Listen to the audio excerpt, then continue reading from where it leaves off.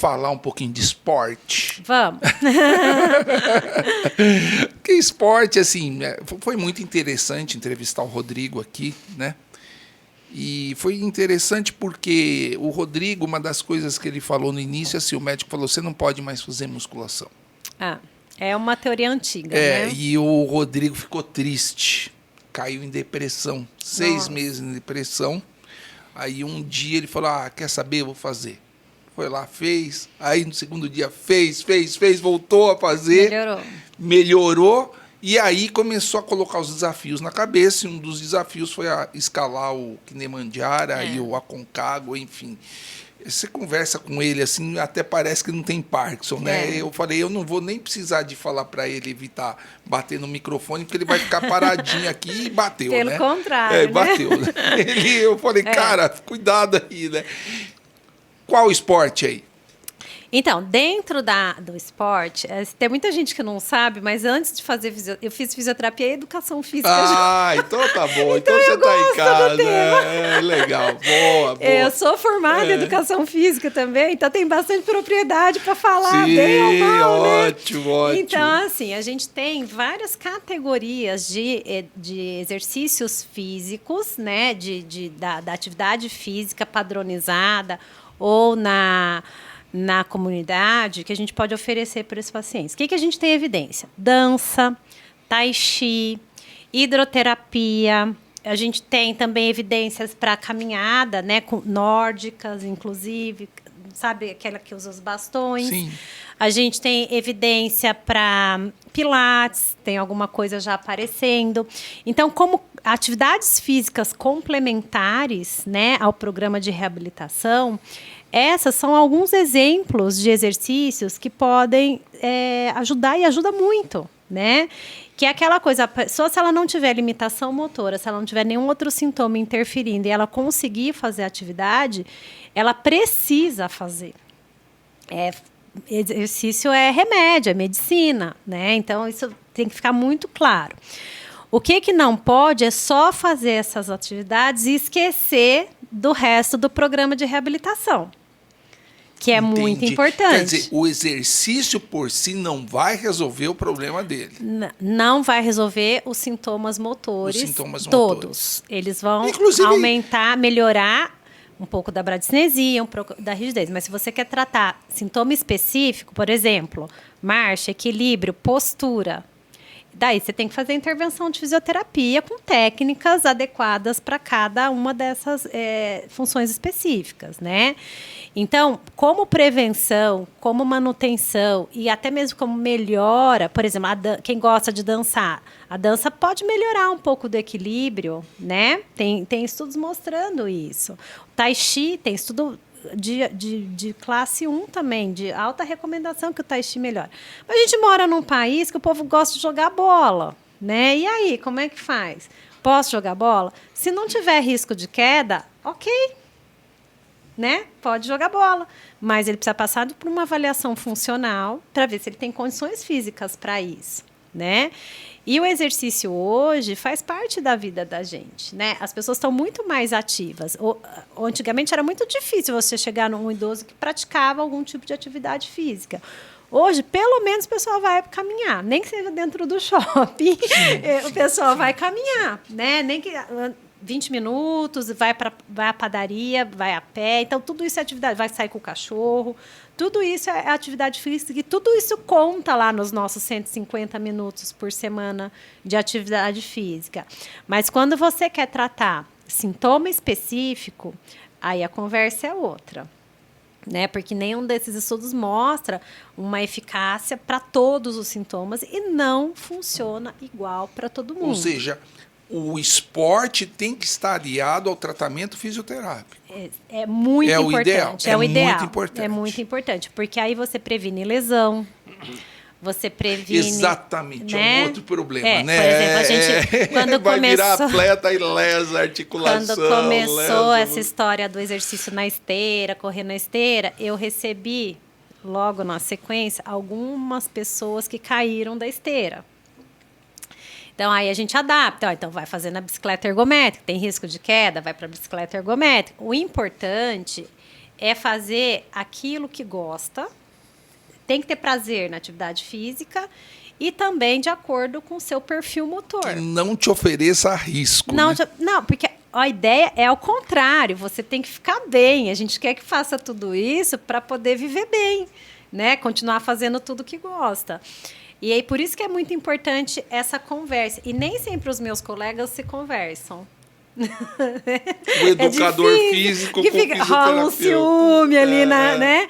Então, quando a gente consegue estabelecer uma conexão bacana, ajuda. Nossa, e como ajuda? Porque o que mais a gente quer é que o paciente fique ativo, né? Então, é importante. Quer dizer, você oferece o exercício físico para o seu paciente, mas não oferece o risco do exercício físico. Exato. E aí a gente fala, olha, vai nesse caminho, esse aqui, que vai dar certo. E às vezes, que é o exemplo da força muscular, o meu paciente não está conseguindo levantar da cadeira. Mas será que ele está fraco? Não, às vezes ele está precisando de exercício de potência muscular. Força ele tem, ele não tem a potência, porque a bradicinesia acaba prejudicando a potência, não é um problema de força. Né? Então, é isso que precisa ficar claro. Isso também é uma questão lá da graduação, pós-graduação, que o pessoal, né, começa a estudar e começa a entender melhor os caminhos. Mas não existe hoje nenhum estudo que seja bom para tudo. Então, são as que a gente fala, vários. Se a gente estivesse numa mesa com menu grande, a gente teria que escolher vários itens do menu para poder compor o nosso prato. O exercício é a mesma coisa. É igual a medicação. É a arte de personalizar, é a arte de quem está tratando. Exato.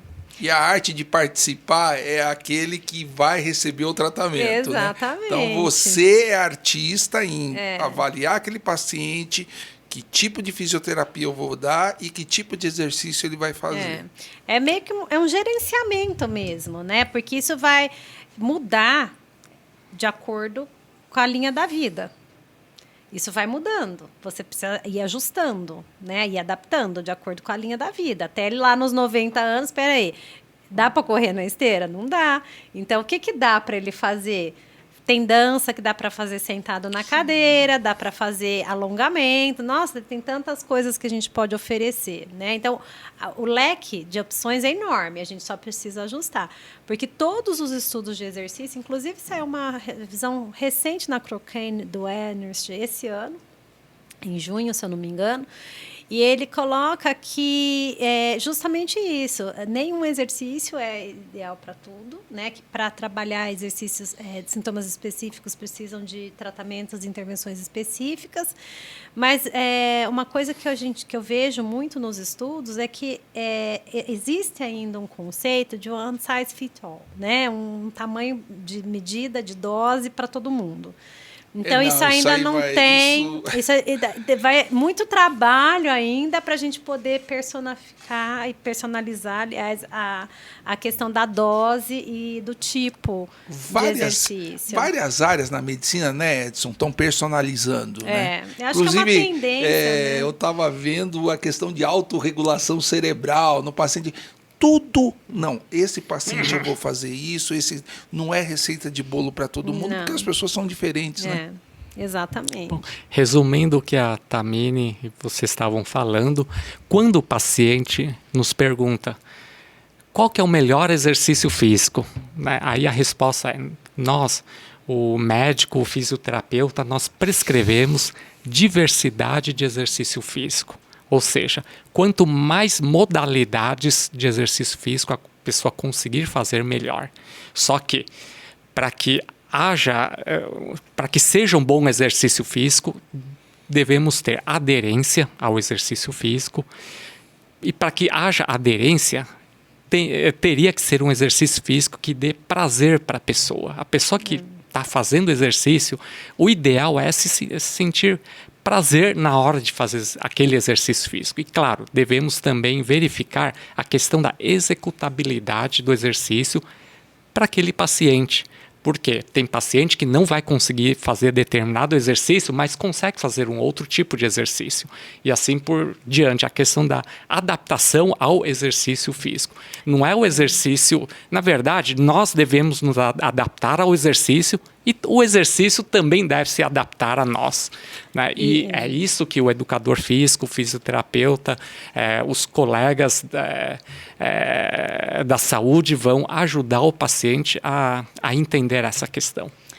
E existe também a questão da programação, né? E os treinamentos, as intervenções de fisioterapia, pode haver uma progressão. Mesmo nas fases mais adiantadas da doença, se você fizer uma progressão, por exemplo, hoje ele faz 2 repetições, amanhã ele faz 3, amanhã ele está fazendo 5, né? Então, ou seja, houve uma melhora, não só de condicionamento, mas de aprendizagem motora. Então, alguma coisa, mesmo nas fases mais avançadas, está havendo plasticidade neuronal ali, porque ele está conseguindo ajustar, de repente, melhor a postura, ele consegue coordenar melhor o movimento de levar o alimento à boca, ele consegue mais velocidade para levar o alimento à boca, ou ele consegue vestir melhor o casaco, alguma coisa nesse sentido. Então, pode haver uma plasticidade. É claro que não é a mesma coisa de um cérebro de uma criança plástica. Exatamente. Né? A gente está falando de cérebros mais maduros. Mas é interessante essa palavra. A possibilidade. Você está jogando plasticidade, você está querendo dizer que a função cerebral melhora. Melhora. A gente não tem como provar isso ainda. Existem estudos de ciência básica mostrando, né, essa questão da plasticidade neuronal, mesmo em casos mais avançados. Mas você falou daquele estudo do exercício e ressonância funcional, né? Né? Esse com pacientes provou, com pacientes em estágios mais iniciais. Então, a gente agora ainda precisa de mais investigação, nos maiores estudos, para ver como é que avançados. A coisa vai. Isso em doença de Parkinson. Para outras doenças, isso já existe, mas em doença de Parkinson ainda é uma questão a ser respondida.